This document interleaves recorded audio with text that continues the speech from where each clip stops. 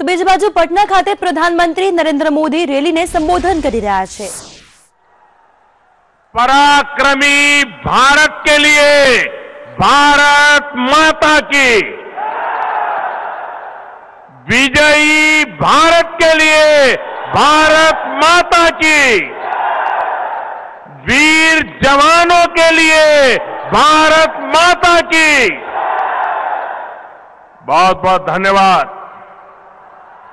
बिहार के लोकप्रिय मुख्यमंत्री हमारे मित्र भाई नीतीश कुमार जी, मंत्री परिषद में मेरे वरिष्ठ साथी रामविलास पासवान जी, बिहार के कर्मठ उप मुख्यमंत्री भाई सुशील मोदी जी, केंद्रीय मंत्री परिषद के सदस्य, सांसदगण, बिहार सरकार के मंत्रीगण, विधायकगण, भाजपा, जदयू, लोजपा, उसके सभी वरिष्ठ नेतागण, बिहार के मेरे प्यारे भाइयों और बहनों, महान प्रदेश बिहार और एकड़ महान जनता के हम प्रणाम करता नहीं। हम बिहार के इन महान जनता का आदरपूर्वक प्रणाम करी छिए। बिहार के सब लोगन के प्रणाम करी थियो।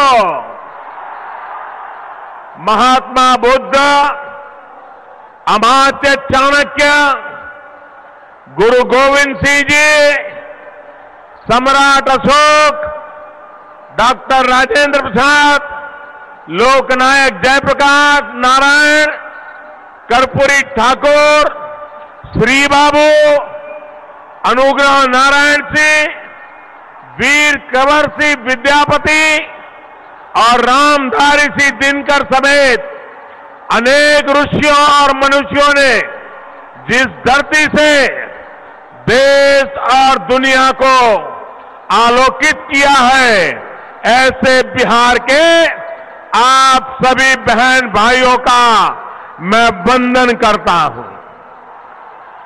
मैं शहीद पिंटू कुमार सिंह, पुलवामा में शहीद संजय सिन्हा और शहीद रत्न ठाकुर सहित बिहार के उन सभी शहीदों को नमन करता हूं जिन्होंने राष्ट्र रक्षा में अपने प्राण न्योछावर किए हैं। शहीदों के परिवारजनों के साथ पूरा देश खड़ा है, उनके त्याग को नमन कर रहा है। मैं बिहार की ही संतान श्री बिंदेश्वर पाठक जी और उनकी संस्था को गांधी शांति पुरस्कार के लिए एक बार फिर बधाई देता हूं। आपने स्वच्छता के प्रति बिहार के ऐतिहासिक आग्रह को, चंपारण से निकले गांधी जी के स्वच्छाग्रह के प्रयोग को आगे बढ़ाने का काम किया है और आज अभी मुख्यमंत्री जी ने 2 अक्टूबर तक सिद्धि हासिल करने की जो घोषणा की है, मैं आदरपूर्वक उनका अभिनंदन करता हूं और बिहार की जनता का भी अभिनंदन करता हूं।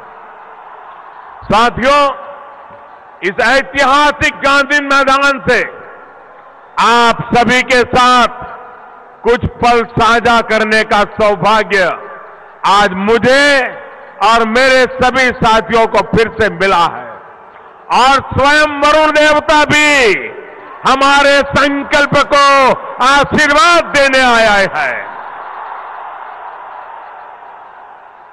भाई और बहनों, आपका प्रधान सेवक के नाते मुझे अनेक बार बिहार आने का मौका मिला है। जब ये जिम्मेदारी नहीं थी तब भी बहुत बार बिहार आया हूं। आज वाकई मुझे ये देख करके खुशी होती है कि नीतीश बाबू जैसे कर्मठ, शालीन, गरीब की चिंता करने वाले व्यक्तित्व ने कैसे बिहार को उस पुराने दौर से बाहर निकालकर एक नई दिशा दी है। जिस राज्य में इतनी प्रतिभा हो, जहां के नौजवानों में इतना सामर्थ्य हो, जो देश की ब्यूरोक्रेसी से लेकर राजनीति तक अपना सकारात्मक प्रभाव दिखा रहा हो, उस बिहार को एक भंवर से निकालने का काम नीतीश जी और सुशील जी की जोड़ी ने और यहां की एनडीए की पूरी टीम ने एक अद्भुत काम किया है। बिहार में एनडीए और केंद्र में भी एनडीए होने की वजह से आज यहां विकास की रफ्तार को नई तेजी मिली है।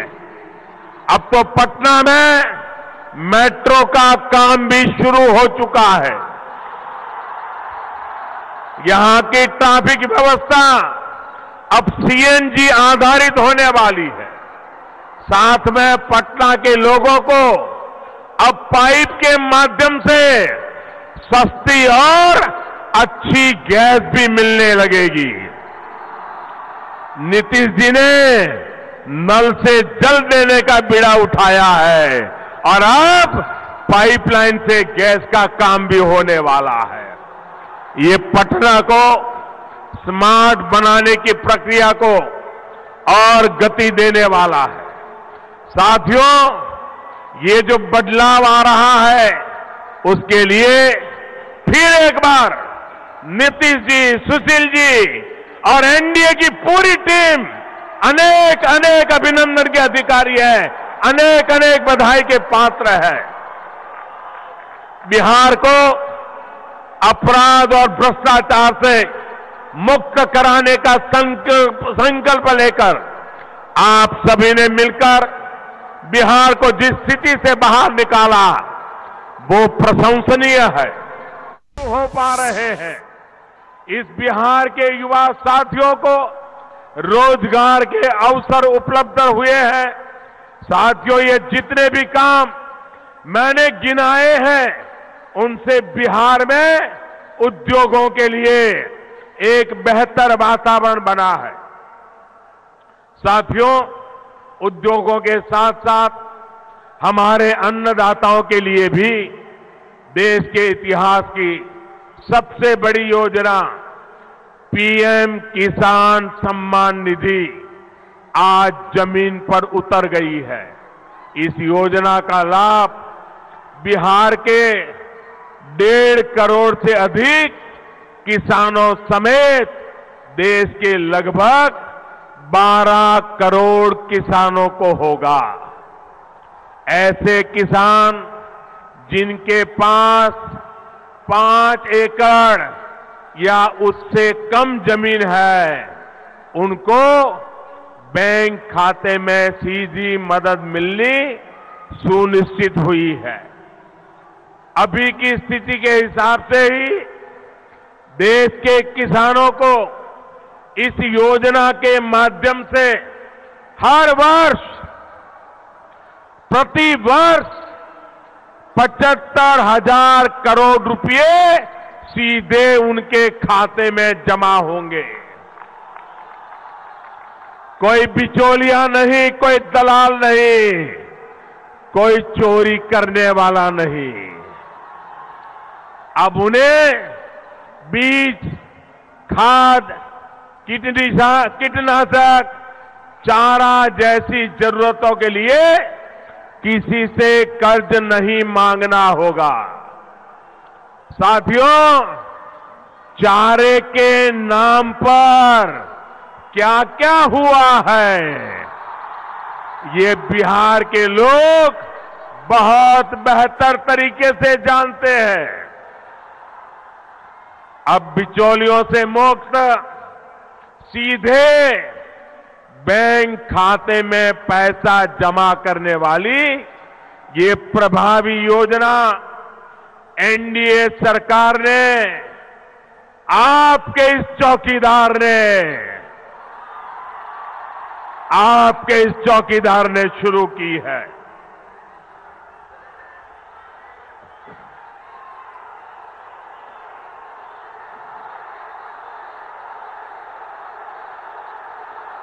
ये जो लूट खसोट, बेनामी प्रॉपर्टी और बिचौलियों की संस्कृति और बिहार और देश की राजनीति में दशकों से सामान्य हो चुकी थी, इसको बंद करने की हमने हिम्मत दिखाई है। गरीब और मध्यम वर्ग के हक और पसीने की कमाई पर जो अपनी दुकानें चला रहे थे, वो अब चौकीदार से परेशान है। और इसलिए चौकीदार को गाली देने की कंपटीशन चल रही है।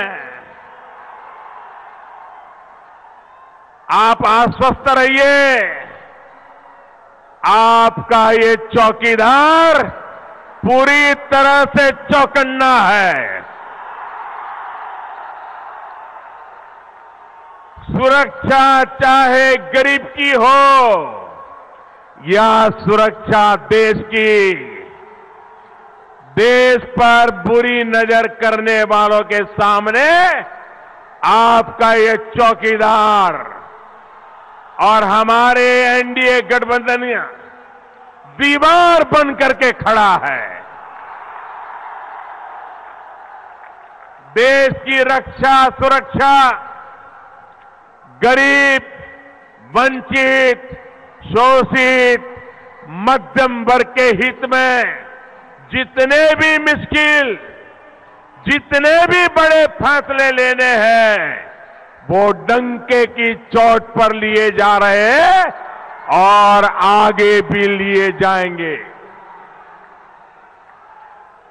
बीते 5 वर्षों में एनडीए की सरकार ने जितने ज्यादा गरीबों के जीवन में बदलाव लाने का काम किया है, ये अभूतपूर्व है।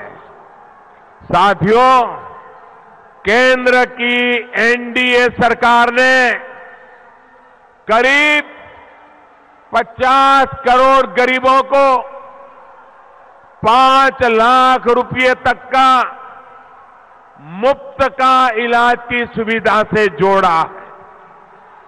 लगभग 35 करोड़ लोगों के बैंक खाते खुलवाए, लगभग 21 करोड़ को 2 लाख रुपए तक के दुर्घटना और जीवन बीमा का कवच दिया।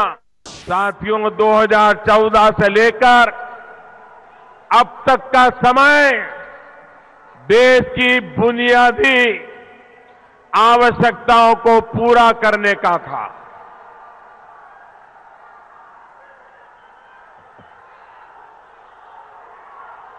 दो 2019 तक का समय जरूरतों को पूरा करने का था और 2019 के बाद आगे का समय देश को 21वीं सदी में नई ऊंचाई पर पहुंचाने का है। बीते 5 वर्षों में नए भारत की एक मजबूत नींव एनडीए ने मिलकर तैयार की है। अब समय आ गया है इस मजबूत नींव पर सशक्त, समृद्ध नए भारत का निर्माण हो। भाइयों और बहनों, देश में अगर महामिलावट वाली सरकार रहती तो ना फैसले होते और ना ही गरीबों का कल्याण होता। इन लोगों की प्रवृत्ति अपना विकास करने की है, देश का विकास करने की नहीं है।